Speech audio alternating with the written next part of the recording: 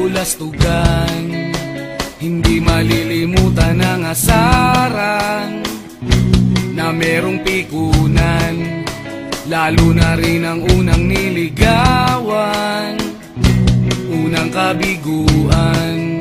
At dyan nasiseryoso ang usapan, ang pagdadamayan ng tunay at tapat na kaibigan.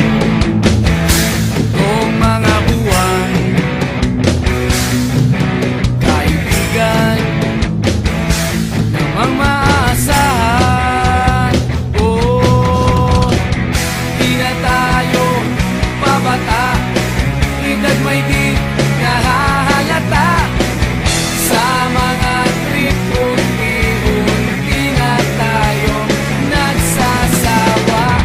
Pero kahit ganon, barkadang matatag hanggang sa ngayon. Minsan man magkita, tiyak may kwela, yan ang aking mga tropa.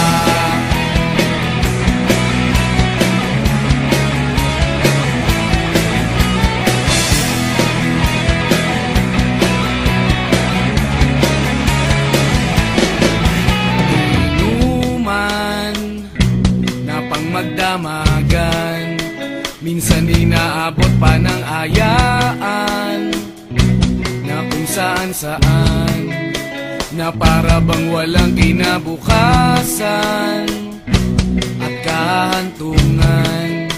At dyan nasiseryoso ang usapan, ang pagpapayuhan ng tunay at tapat na kaibigan. Kung mga baliw,